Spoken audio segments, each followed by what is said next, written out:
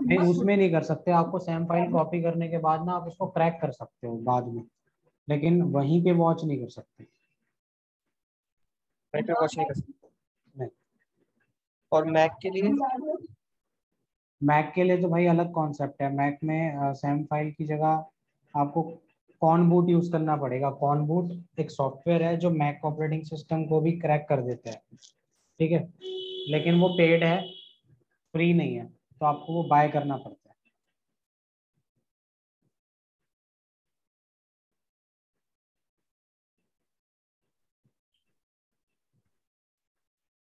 ठीक है।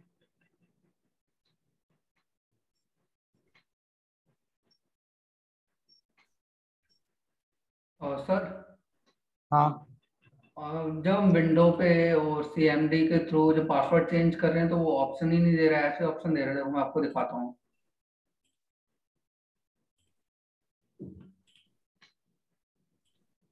ये इस टाइप के ऑप्शन दे रहे हैं, जैसे मैं यहाँ पे डाल रहा हूँ ना, जैसे मैंने यहाँ पे एंटर किया नेट यूजर, तो यहाँ पे जैसे आ गए थे एडमिनिस्ट्रेटिव अरुण दुबे गेस्ट, तो मैंने यहाँ पे डाला जैसे नेट यूजर अरुण दुबे और ये, तो ये ऐसे इस तरह के ऑप्शन आ रहे हैं यहाँ पे। ये इस तरीके का ऑप्शन आ रहा है क्योंकि अरुण और दुबे में स्पेस है, अच्छा। तो तुम इसे डबल कोटेशन में रखो। ठीक है। ठीक है, डबल कोट्स में एक बार रखो अरुण दुबे को, फिर देखो।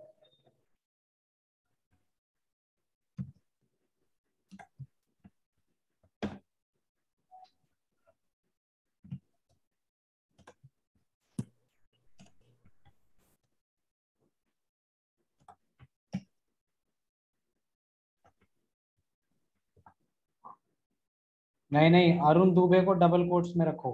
अरुण से पहले डबल कोट्स लगाओ और दुबे के बाद डबल कोट्स लगाओ, फिर स्पेस लगा के एस्ट्रिक का साइन दो।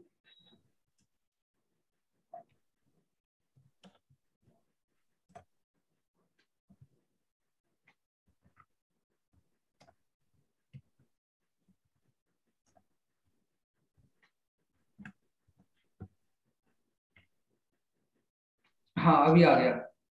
ठीक है। ठीक है सर।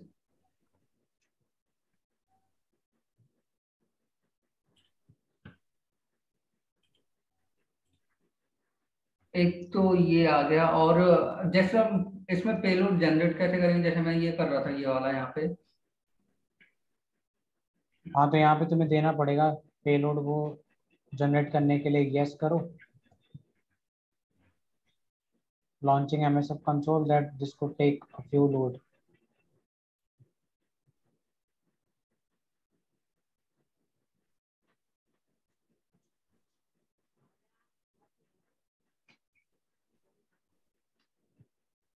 ठीक है, इसको इसको होने देता हूँ। जब ये हो जाएगा फिर मैं आपको दिखाता हूँ, स्क्रीन शेयर करता हूँ। हाँ संजना बोलो। सर मैंने कल पेलोड बनाया था और हम्म। मतलब सब कुछ प्रॉपर हो गया था। उसके बाद जब विंडोज में आईपी मतलब डाली तो कुछ शो ही नहीं हो रहा था, वो बार बार पेज रीलोड समथिंग आ रहा था। जब तुमने विंडोज में आईपी डाली थी उससे पहले हाँ। तुमने अपनी काले लिनक्स पे अपाची का सर्वर स्टार्ट किया था? हाँ सर किया था। ठीक है। और जब तुमने आईपी डाला तो आईपी के बाद स्लैश पेलोड का नाम लिखा था? हाँ सर करके देखा था। प्रॉब्लम तो नहीं आनी चाहिए, अगर फिर भी आ रही है तो एक बार मुझे दिखा देना, ठीक है। ठीक है सर, अभी तो मैंने ऑफ कर रखा है। और सर कल मैंने वो सैम इनसाइड वाला करा था, तो उसमें जो पूरा तो मतलब कॉपी वगैरह हो गया था। हम्म। लास्ट में जब उसे सैम इनसाइड में खोला तो उसमें पासवर्ड की जगह क्वेश्चन मार्क आ रहे थे। हाँ, वो अभी आएगा क्योंकि तुमने रिसेंटली पासवर्ड उस पर पुट किया होगा ना। नहीं सर, मैंने मतलब परसों करा था ना। जब हमारा क्या होता है कि जब हम विंडोज पे पासवर्ड वगैरह लगा देते हैं, तो जब उसको डे बाय डे में दो चार बार यूज कर लेते हैं और पासवर्ड चेंज कर लेते हैं ना एक दो बार, तो अपना पासवर्ड आ जाता है। लेकिन स्टार्टिंग में ना जब फ्रेश पासवर्ड होता है और ज़्यादा चेंज ना हुआ हो, तो उसमें आपको क्वेश्चन मार्क ही दिखाता है। Okay sir. और कोई डाउट किसी का?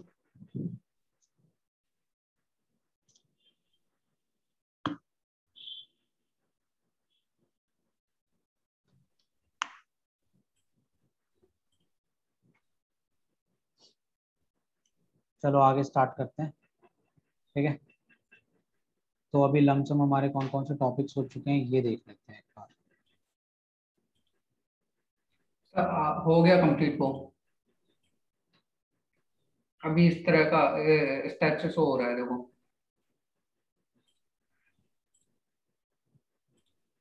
ये चीज आ गई अभी।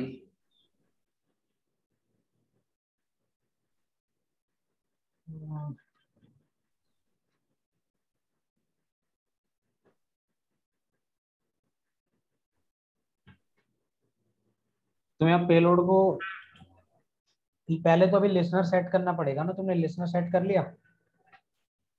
लिसनर अभी नहीं किया सेट। लिसनर करना, तुम कौन सा टूल यूज कर रहे हो? ये पेलोड जनरेट करने के लिए ये मैंने। ऐसी टूल किट? हाँ हाँ। उससे मत करो, उससे बेटर है तुम्हारा कि तुम मैनुअली परफॉर्म करो इस चीज को, या फिर तुम वो यूज कर सकते हो, fat metric. Rat, FAT fat. ठीक है। ठीक है, ठीक है सर। तो हमारा इंट्रो हो चुका है और लैब सेटअप हो चुका है, फुटप्रिंटिंग हो गया, हमारा स्कैनिंग हो चुका है, सिस्टम हैकिंग हो चुका है। ठीक है,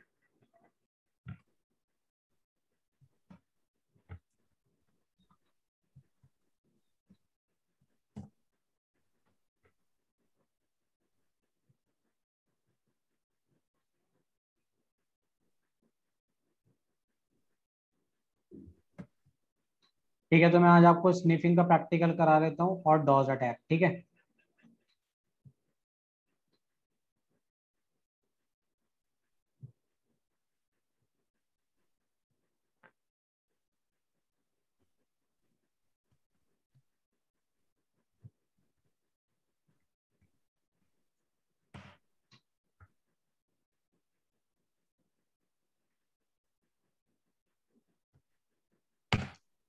देखो, जैसा कि मैंने आप लोगों को बताया था, स्निफिंग का मतलब होता है जब हम सेम नेटवर्क में हो, अटैकर भी सेम नेटवर्क में हो, तो वो क्या कर सकता है, अगर हम किसी नॉट सिक्योर वेबसाइट पे विजिट कर रहे हैं तो वो मॉनिटर कर सकता है, स्निफ कर सकता है वो सारी चीजें जो भी हम परफॉर्म कर रहे हैं, ठीक है। और स्निफिंग को करने के लिए सेम नेटवर्क में होना बहुत जरूरी है। तो आपको यानी हैकर को और विक्टिम को दोनों को सेम नेटवर्क में होना बहुत जरूरी है।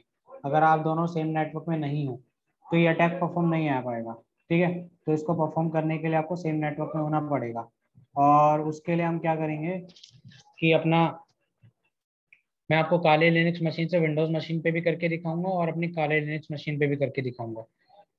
और इसके बाद हम जो दूसरा मॉड्यूल है वो करेंगे डॉज अटैक। तो डॉज मतलब होता है आपका डिनायल ऑफ सर्विस अटैक, जिसको यूज करने के लिए हम क्या करते हैं, किसी वेबसाइट को स्लो डाउन करना डॉज अटैक कहलाता है, ठीक है। जैसे कि किसी हर एक वेबसाइट की एक लिमिट होती है कि वो इतने यूजर्स को इतना ट्रैफिक हैंडल कर सकती है, लेकिन अगर आप उससे ज़्यादा ट्रैफिक उसकी वेबसाइट पे फॉरवर्ड कर दो, है ना, तो क्या होगा, वो वेबसाइट स्लो डाउन हो जाएगी या क्रैश हो जाएगी। जैसे एग्जांपल ले सकते हैं हम CBSE की साइट। जो CBSE की साइट है उसको आपने देखा होगा कि जब CBSE की साइट पे ज़्यादा लोड हो जाता है तो वो स्लो डाउन हो जाती है, घंटों तक ओपन नहीं होती, ठीक है। लेकिन अगर मैं एक सिंगल पर्सन एक सिंगल कंप्यूटर पे या सिंगल IP पे अटैक परफॉर्म करता है तो उसको बोलते हैं हम डॉस। और जब बहुत सारे लोग मिलकर यही अटैक परफॉर्म करते हैं होते हैं तो उसको हम बोलते हैं डिनायल ऑफ सर्विस अटैक। लेकिन वो डिस्ट्रीब्यूटेड हो जाता है, तो distributed denial of service attack हो जाता है, इसको हम बोलते हैं DDoS, ठीक है। इसके लिए दो टूल्स यूज होते हैं, लुइस और हुइस। लिनक्स पे आप स्लो लॉरिस यूज कर सकते हो, ठीक है, और भी बहुत सारे टूल हैं। तो मैं आपको दोनों के प्रैक्टिकल दिखा दूंगा। सबसे पहले हम स्निफिंग का कर लेते हैं।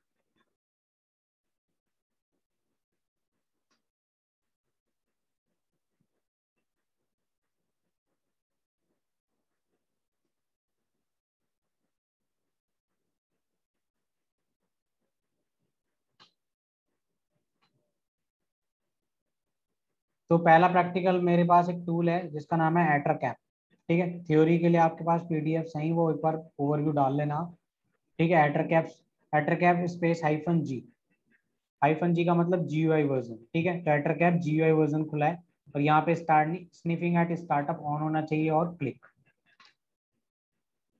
ठीक है। जब ये हो जाएगा आपका, तब आपने क्या करना है, यहाँ पे क्लिक करना है। ये आइकन दिख रहा है आपको, स्कैन फॉर होस्ट, क्लिक करना है। तो मेरे नेटवर्क में जितने भी मशीन अभी एक्टिव होंगी वो सारी स्कैन हो जाएंगी यहाँ पर। तो स्कैन फॉर होस्ट में 3 मशीन आई है, ठीक है। अब मुझे लिस्ट ऑफ होस्ट निकालना है, तो मैं लिस्ट ऑफ होस्ट पे जाऊंगा और यहाँ पे 3 मशीन आ रखी हैं, ठीक है। सबसे पहले मुझे फाइंड आउट करना होगा कि मेरी मशीन का आईपी एड्रेस क्या है। अब यहाँ पर मेरे 2 आईपी एड्रेस मिले हैं, ठीक है। तो मैं अपना आईपी एड्रेस देख लेता हूँ कि मेरी मशीन का आईपी एड्रेस क्या है, ठीक है।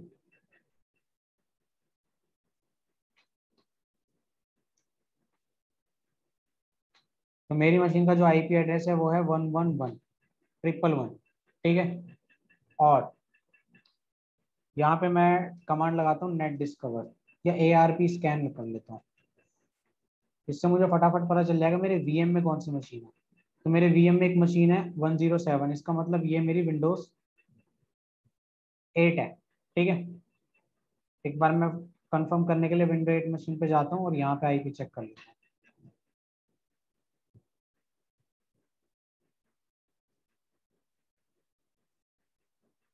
ठीक है। अब मैं अपनी इस मशीन को सिलेक्ट करूंगा टारगेट 1 में, क्योंकि मैं इसको स्निफ करना चाहता हूँ। तो ये मेरी टारगेट 1 में आएगी। और दूसरा टारगेट 2 में मैं किसको लूंगा, अपने राउटर के आईपी एड्रेस को। अब मुझे राउटर का आईपी एड्रेस कैसे पता चलेगा, ये सब चीजें तभी काम करेंगी आपकी जब आपका राउटर का मैक एड्रेस आपको पता हो। तो मैं राउटर का मैक एड्रेस निकालने के लिए कौन सी कमांड दूंगा, root-n। तो यहाँ पे आपका गेटवे का आईपी एड्रेस आ जाएगा, इट मीन्स मेरे राउटर का आईपी एड्रेस, ठीक है। तो ये आपका root-n जो है राउटर का आईपी एड्रेस,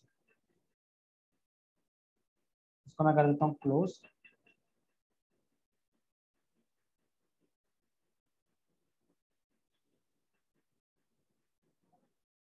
मैटर कैप भी क्लोज हो गया गलती से, दोबारा से ऑन कर लेता हूँ।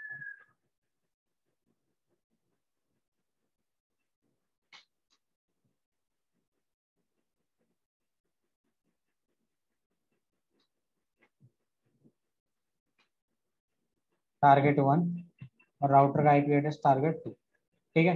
जब आप ये परफॉर्म कर दोगे उसके बाद आपने इस मेनू पे जाना है, MITM मेनू पे, और ARP पॉइजनिंग कर देनी है। ओके। अब मैं अपनी विंडोज 8 मशीन पे जाता हूँ और यहाँ पर कोई वेबसाइट खोलता हूँ जो नॉट सिक्योर है।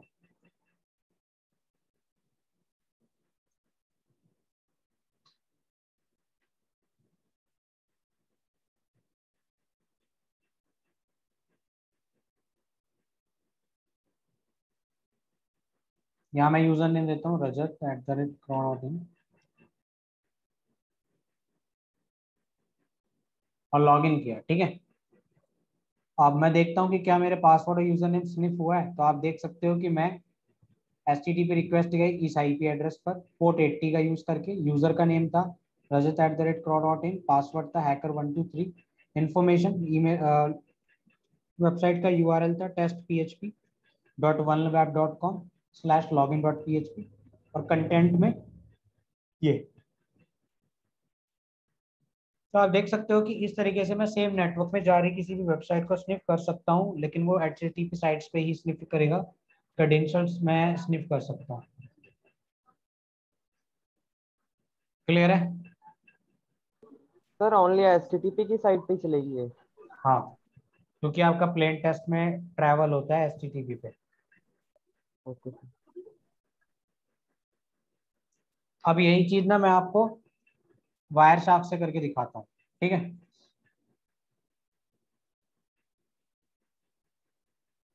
हमारे पास टूल होता है वायर शार्क।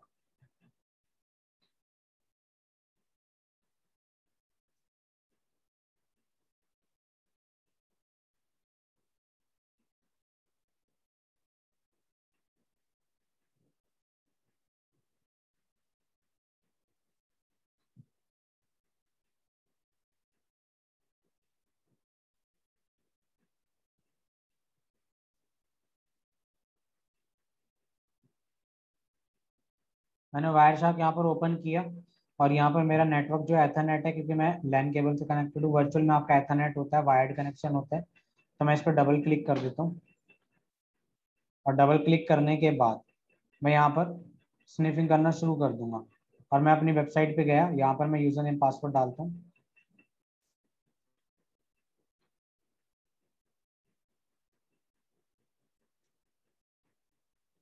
ठीक है, और अब मैं स्निफिंग हो चुकी है और मैं इसको कर देता हूँ यहाँ पे स्टॉप। जैसे ही मैंने स्टॉप किया, अब मेरे पास बहुत सारे पैकेट्स आ गए, लेकिन इन पैकेट्स को एक एक को ऑब्जर्व करना बहुत टिपिकल टास्क है। तो मैं क्या करूंगा, यहाँ पर फिल्टर लगाऊंगा जिसमें मैं लिखूंगा HTTP, क्योंकि वो HTTP साइट थी, डॉट रिक्वेस्ट डॉट मैथड। ठीक है, एंटर किया तो मेरे पास request dot method equals to, अभी मैंने और कुछ नहीं लगाया तो यहाँ पे मेरे पास 3 चीजें आई, लेकिन जो डाटा हमारा जाता है वो पोस्ट मेथड का यूज करके जाता है। तो मैं यहाँ पे लिखूंगा equal equal to post,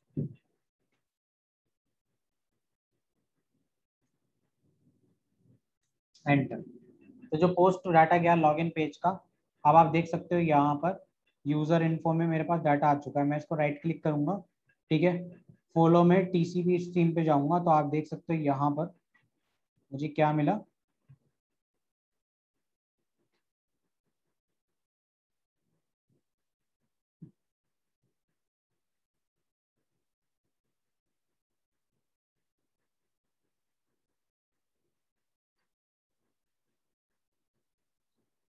user name और पासवर्ड, ठीक है, लेकिन ये थोड़ा सा मुझे टिपिकल लग रहा है समझने में। तो मैं क्या करूंगा, TCP स्ट्रीम को कर दूंगा क्लोज, और यहाँ पर आप देख सकते हो हाइपर टेक्स्ट ट्रांसफर प्रोटोकॉल है।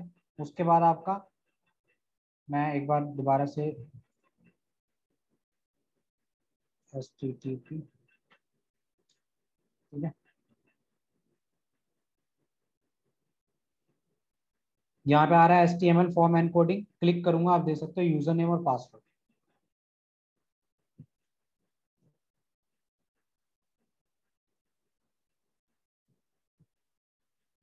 क्लियर है?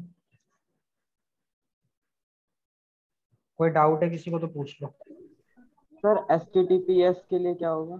उसके लिए है कि HTTPS के लिए तुम्हारे पास ना आउटडेटेड ब्राउजर होना चाहिए। अगर तुम्हारे पास आउटडेटेड ब्राउजर है तो तुम आउटडेटेड ब्राउजर पे परफॉर्म करवा सकते हो, लेकिन जितनी भी अच्छी साइट्स हैं वो सब HTTPS पे ही रहेंगी, HTTP पे नहीं आती। ओके। और कोई डाउट किसी को? Sir sniffing attack sir FTP और पीओपी पे भी तो सर वर्नेबल होता है ना, और हाँ टेलनेट पे, हाँ, तो उसमें उसमें भी ऐसे ही करते हैं सर सेम? सेम।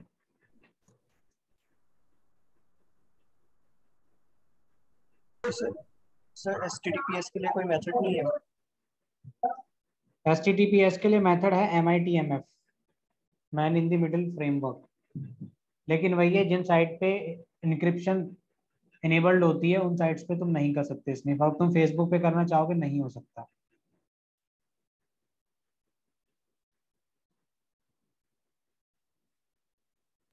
सर एमआईटीएम में भी तो नहीं होता एचटीटीपीएस में, बहुत नहीं वेबसाइट्स होता, मिल लेती आउटडेटेड हैं। ब्राउजर चाहिए उसके लिए।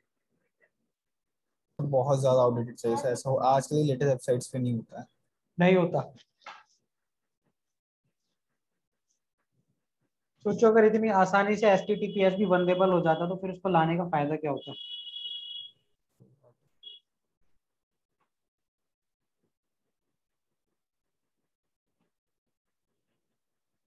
और कुछ पूछना है किसी को?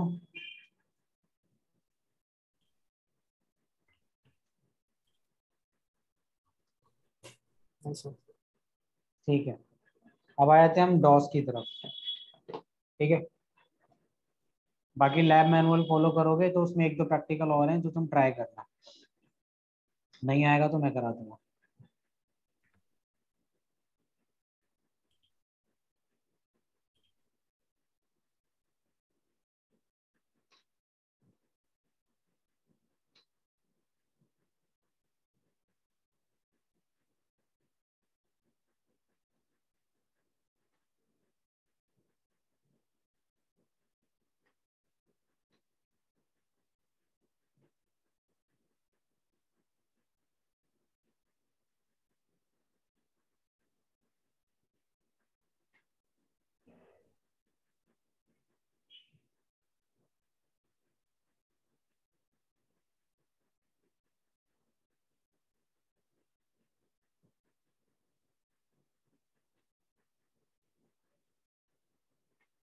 ठीक है।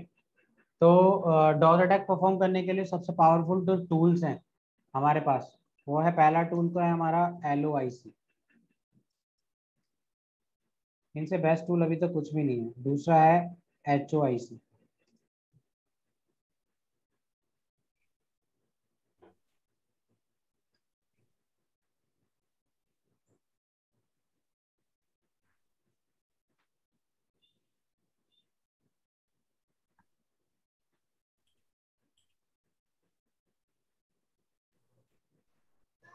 सर पर अगर इसको LIC और HIC कभी कभी जो हाईली प्रोटेक्टेड वेबसाइट्स होती है अगर उन पे डॉस अटैक करने की कोशिश करते हैं तो सर सेम नेटवर्क जो हम लोग का होता है ना वो डाउन हो जाता है सर कभी कभी।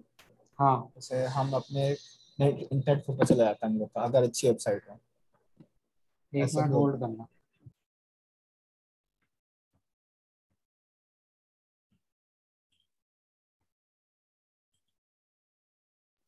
जितनी भी अच्छी वेबसाइट्स होंगी ना, वो कभी भी डॉज अटैक की लिमिटेशंस छोड़ेंगी ही नहीं।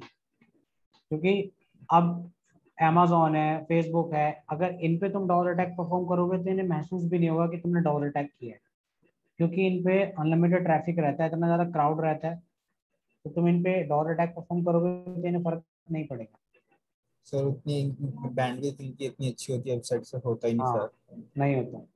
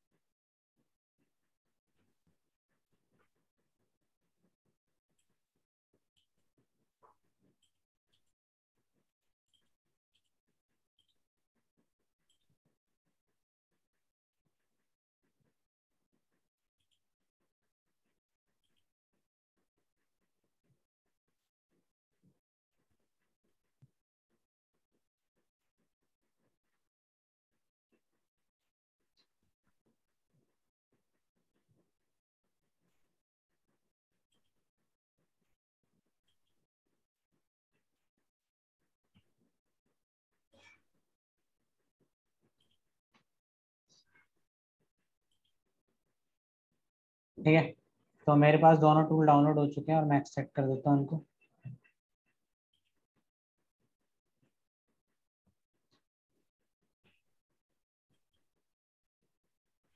HOIC को ओपन करता हूँ। ठीक है, ये टूल है, यहाँ पे आपको वेबसाइट का URL देना होगा। ठीक है, तो मैं यहाँ से वेबसाइट का URL उठा लेता हूँ।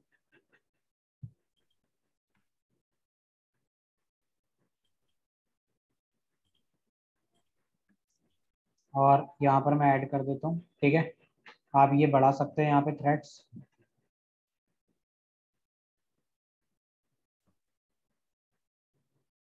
और यहाँ पे फायर द लेजर कर सकते हो। कई बार क्या होता है, ये इतने ज़्यादा रिसोर्सेज यूज करता है आपके सिस्टम के कि आपकी विंडोज तक क्रैश हो जाती है। ठीक है, तो थोड़ा वेट करते हैं इसका, देखते हैं क्या आउटपुट आता है।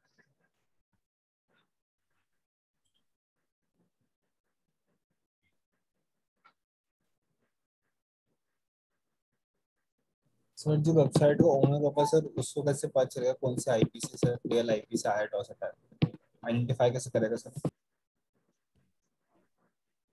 देखो, ये आइडेंटिफाई करना तो पॉसिबल नहीं है कि रियल IP से आया है या फिर फेक से, लेकिन हाँ, जो उनके इन्वेस्टिगेटर्स होते हैं वो आइडेंटिफाई कर ही लेते हैं, और वो वायर शार्क लगा कर रखते हैं, जिससे कुछ भी होता है ना तो उन्हें अपडेट आ जाता है। IDS IPS ये सब किस लिए लगाए जाते हैं, इसलिए लगाए जाते हैं।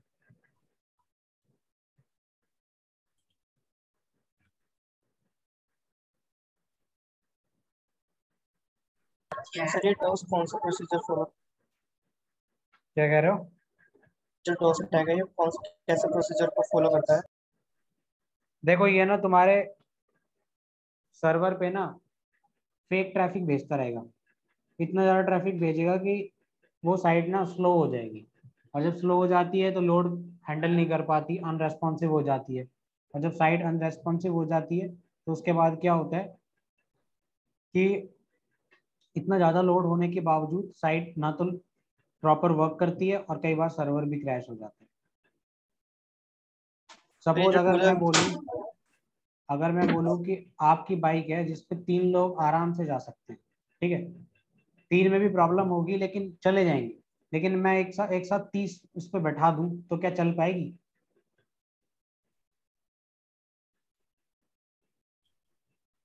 नहीं चल पाएगी ना। तो वही होता है हमारा इसमें भी, कि अगर एक साइट पे एक घंटे में 10 लाख विजिटर की कैपेसिटी है और आपने 20 लाख भेज दिए, तो साइट तो अपने आप ही स्लो हो जाएगी। सर ये मल्टीपल आईपी से यूज करता होगा? नहीं, अभी मैं सिंगल आईपी से कर रहा हूँ क्योंकि डॉस अटैक है, और हो सकता है ये 2 घंटे ले ले, 4 घंटे भी ले ले, और हो सकता है 2 दिन ले ले, क्योंकि मैं एक अकेले कंप्यूटर से अकेली वेबसाइट पे अटैक कर रहा हूँ, तो मैं कितना ट्रैफिक भेज पाऊंगा। लेकिन अगर यही अटैक अगर 500 लोग मिलके करे तो हो सकता है साइट आधे घंटे में क्रैश हो जाए। सर ये कौन से पैकेज सेंड करता है यूजुअली, टीसीपी या यूडीपी? डिपेंड, देखो इसमें तो ऑटोमेटिकली टीसीपी पैकेट भेजता है पोर्ट 80 पे, लेकिन अगर आप चाहते हो मैनुअली कि आप टीसीपी, यूडीपी या फिर तो ज्यादा तो यूडीपी एचटीटीपी। इफेक्टिव होता है ना? हाँ ज्यादा तो यूडीपी इफेक्टिव होता है तुमसे। हाँ, तो यहाँ पर ही काफी टाइम ले जाएगा, ठीक है। अभी साइट अपनी प्रॉपर चल रही है।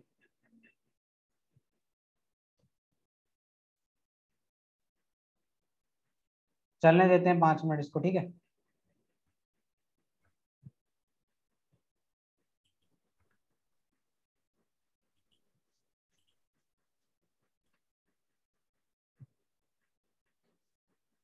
अगर अपनी सिंगल आईपी का यूज करते हुए मल्टीपल आईपी से अटैक कर सकते हैं सिंगल कंप्यूटर का यूज करते कर सकते हैं।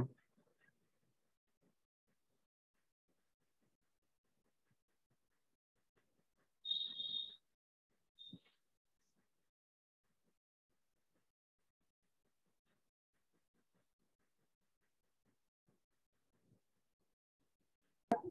वो कैसे करें? तुम नहीं कर सकते, तुम्हें मल्टीपल कंप्यूटर्स चाहिए। तो फिर सर कौन कर सकता है?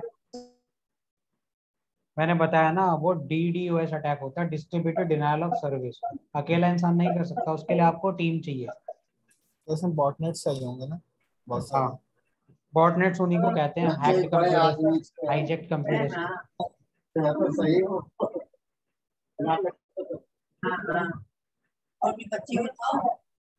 म्यूट कर दो भाई।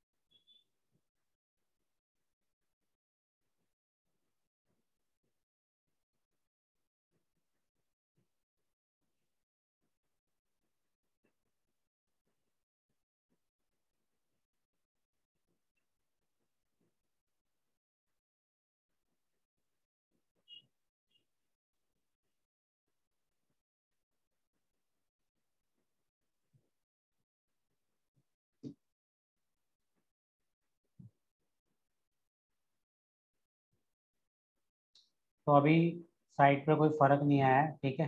काफ़ी टाइम लेगा क्योंकि ज़्यादा ट्रैफिक नहीं गया है अभी तक। मैं इसको यहीं पे स्लो कर देता हूँ, ठीक है।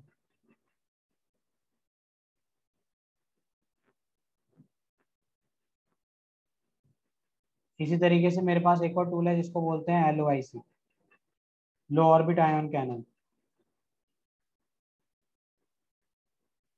ठीक है। ये टूल भी सेम इसी तरीके से वर्क करता है। यहाँ पे आपको URL पेस्ट करना होता है, तो मैं URL पेस्ट कर देता हूँ, लॉक ऑन, आपका IP एड्रेस आ जाएगा। फिर यहाँ पे आपके पास पोर्ट है कि आप किस पोर्ट पे अटैक करना चाहते हो, HTTP पे थ्रेड दे सकते हो यहाँ पे कि 1000 थ्रेड्स हो गई, और यहाँ पे आप वेट कर सकते हो। सीधा क्लिक करो और यहाँ पे पैकेट्स जाने शुरू हो जाएंगे। हो सकता है कि आपका सिस्टम क्रैश कर दे सॉफ्टवेयर को, या आपकी सिस्टम हैंडल ना कर पाए, क्योंकि वर्चुअल पे ये टूल्स थोड़े स्लो काम करते हैं और कई बार प्रॉपर भी नहीं करते, क्योंकि इनको वो हार्डवेयर प्रोवाइड नहीं होता। आपके सिस्टम का काफ़ी रिसोर्सेज का यूज़ करते हैं ये।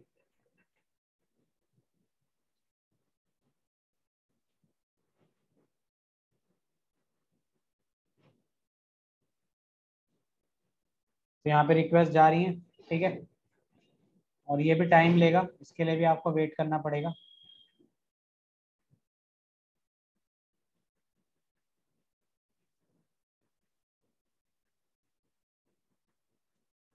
डाउट है किसी को कुछ? सर यहाँ पे ये थ्रेड्स क्या काम करते हैं? थ्रेड्स का पर सेकंड कितने पैकेट्स को सेंड करेगा, कितनी स्पीड से?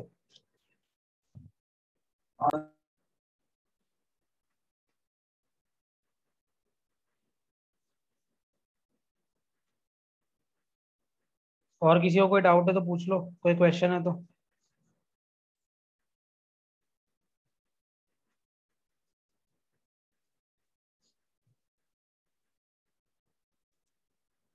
है सर ये कोई तो डाउट? आउटर नेटवर्क पे जा रहा है ना? आउट ऑफ द नेटवर्क पे जा रहा है, हाँ।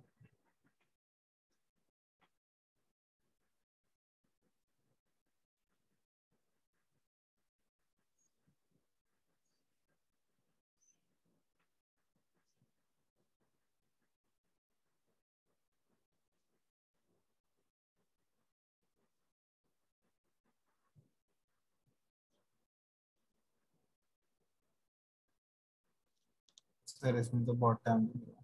बहुत टाइम लगता है भाई, डॉज अटैक इतनी आसानी से होने वाली चीज नहीं है, दिन भी लग जाते हैं। सर इसीलिए मल्टीपल मल्टीपल करते हैं लोग तो हो जाती है।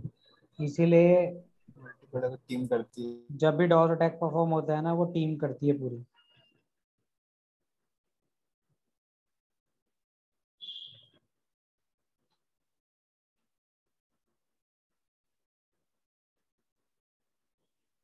नॉर्मली जो बड़ी वेबसाइट्स डॉस को रोकने का काम करती है, वो कितने तक कर सकती है? Unlimited, unlimited. लिमिटेड। हाँ, क्योंकि उनके ऊपर क्लाउड प्लेयर की प्रोटेक्शन होती है।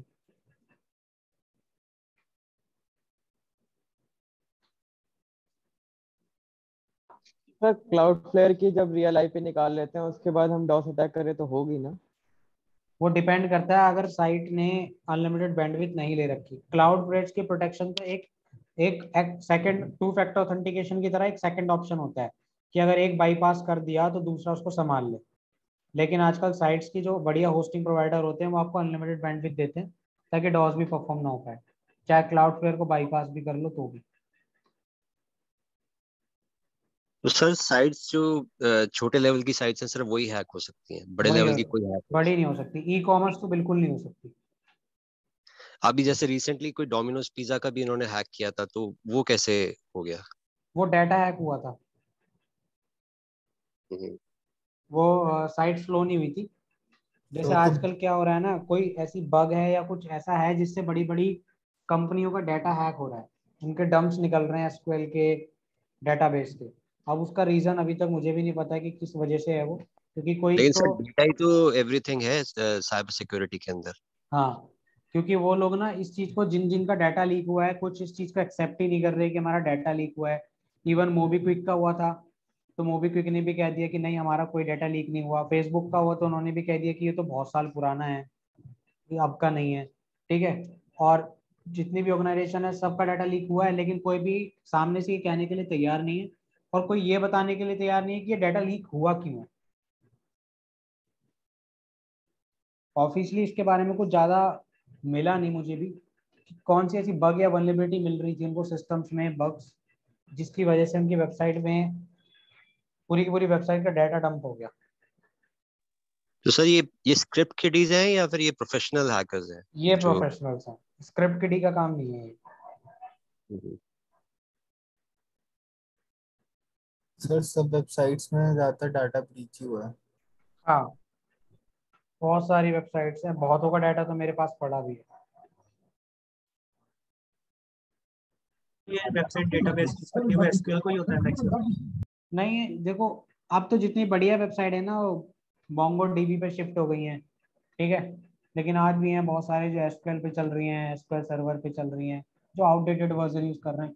प्रॉब्लम ना यही है कि जब आप आउटडेटेड यूज करते हो ना, तो वो कहीं ना कहीं बग आपको छोड़ ही देता है। अब देखो, लेटेस्ट पे अपग्रेड करोगे तो कॉस्ट पड़ेगी, कॉस्ट को सोच के इंसान फिर खर्च नहीं करता। कॉस्ट को सोचता है कि नहीं, मुझे कॉस्ट पे या इन्वेस्टमेंट पे नहीं जा रहा करना, मुझे अर्निंग पे जा रहा। लेकिन वही है, वही वो वनरेबल छोड़ देते हैं। छोटी मोटी कंपनीज में चलता है कि आप आउटडेटेड भी यूज कर रहे हो, चलेगा, क्योंकि आप कहीं पे फेमस नहीं हो। लेकिन जब आप बहुत अच्छी ब्रांड बन जाते हो, फेमस हो जाते हो, तो आपको अपने इंफ्रास्ट्रक्चर पे सबसे पहले, अपनी सिक्योरिटी पे, इन सब पे खर्च करना जरूरी है। जो जितनी बड़ी वेबसाइट्स है वो सारी मोंगोडीबी। हाँ, तो ये बहुत टाइम लेगी, मैं इसको यहीं पे क्लोज कर रहा हूँ, ठीक है। इवन आपका जो बैंक्स हैं, कभी सुना है बैंक का डाटा ब्रीच हो गया? तो बैंक का तो सुना ही नहीं। बैंक हैक हो गया, बैंक की साइट हैक हो गई, अकाउंट्स हैक हो गए। बहुत कम चांसेस होंगे जब तूने सुना होगा। इंडिया में तो बहुत कम, बाहर के भी नहीं है ऐसा कि बाहर के बेकार हैं, लेकिन अगर हुए भी होंगे तो वो कभी इंफॉर्मेशन बाहर नहीं आई होगी, ठीक है। और वैसे जितना पता है, नहीं सुनने में आती हैं ऐसी खबरें कि नहीं हुआ है। क्या यूज करते हैं? क्योंकि वो ब्लॉकचेन टेक्नोलॉजी पे काम करते हैं, ठीक है। ब्लॉकचेन बहुत स्ट्रॉन्ग टेक्नोलॉजी है, और मोंगो डीबी का सिस्टम यूज करते हैं वो। प्लस पब्लिक नेटवर्क पे वो कुछ भी नहीं रखते कि कोई भी उनको उनके पब्लिक नेटवर्क से स्कैन करके यूज कर ले। सब कुछ प्राइवेट नेटवर्क पे ही रहता है। आपको बैंक के ही नेटवर्क में होना पड़ेगा अगर आपको बैंक हैक करना है। तो समवन फ्रॉम द इनसाइड, मतलब हाँ, कहीं ना कोई अंदर से होना चाहिए अंदर से ही कोई। हो सकता है। ओके।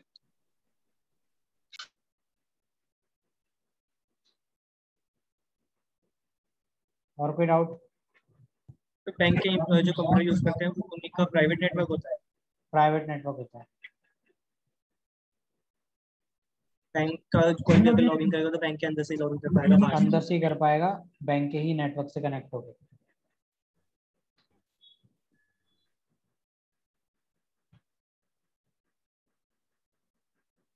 तो इसका कोई तरीका नहीं होता जिसके थ्रू कि हम बाहर के नेटवर्क के थ्रू जो है उनके नेटवर्क के साथ कनेक्ट कर सकें? ऐसा कोई तरीका नहीं है?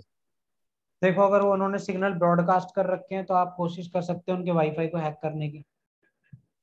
हम्म। और अगर आप वाईफाई हैक कर लोगे तो आपको पासवर्ड मिल गया तो आप उनके नेटवर्क में आ ही जाओगे। और एक बार वाईफाई में आ गए तो लैन नेटवर्क पर कनेक्टेड डिवाइसेस को भी एक्सेस कर सकते हो। सर हम्म। वेबसाइट को भी तो एक्सेस कर सकते हैं, वेबसाइट में भी डाटा हम्म, होता है एडमिन का, सब चीज़ का। फिर तो तो क्या बहुत सारी पता। चीजों पे एक्सेस आ जाएगा आपका। जैसा आप बता रहे तो वो तो बहुत इजी वे लग रहा है कि जैसे कि अगर वाईफाई हैक हो जाएगा तो उसके बाद बाकी सब चीजें भी आसानी से हो जाती हैं। हाँ, और मतलब वाईफाई डिवाइस हैक। और इन सब की इंफॉर्मेशन तो हो ही जाएगी। और ऐसा नहीं है कि बैंक के जितने भी सिस्टम्स होते हैं वो सारे फुली पैच्ड होते हैं। बस वो पकड़े या वनरेबिलिटी उनमें इसलिए नहीं मिलती क्योंकि वो प्राइवेटली कनेक्टेड होते हैं, लेकिन वनरेबल तो होते हैं। मेट्रो के हम्म। सिस्टम्स वनरेबल हैं, कौन कहता है मेट्रो के सिस्टम्स वनरेबल नहीं है? बहुत वनरेबल है, बहुत ज़्यादा वनरेबिलिटी है। लेकिन वही है ना, वो प्राइवेट नेटवर्क्स में कनेक्टेड हैं, तो आप तो उनको हैक कर नहीं सकते जब तक आप उनके नेटवर्क में नहीं आओगे। अगर आप उनके नेटवर्क में आ जाओगे तो आप बहुत सारे सिस्टम्स को हैक कर लोगे, क्योंकि आज भी उनके कई सारे प्रोग्राम्स और सॉफ्टवेयर विंडोज 7 और एक्सपी पे चल रहे हैं। ऐसा जरूरी थोड़ी ना कि जो वाईफाई शो हुआ है, शो कर रहा है बैंक वाला, वो जरूरी है मेन सर्वर से कनेक्टेड हो। हाँ वो तो देखो, पब्लिक यूज के लिए वो तो फंडे हो सकते हैं, उनके ट्रैप बिछा सकते हैं वो लोग।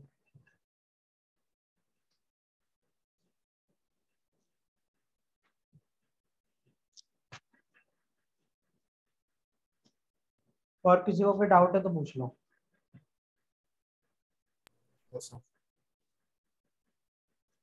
ठीक है, तो आप लोगों का डॉज और फिशिंग स्निफिंग हो गया। अब हमारे कितने कौन कौन से मॉड्यूल्स हैं? Enumeration, vulnerability analysis, malware threats, social engineering. कल की क्लास में हम करेंगे सोशल इंजीनियरिंग और सेशन हाईजैकिंग। ठीक है, ओके सर। ओके।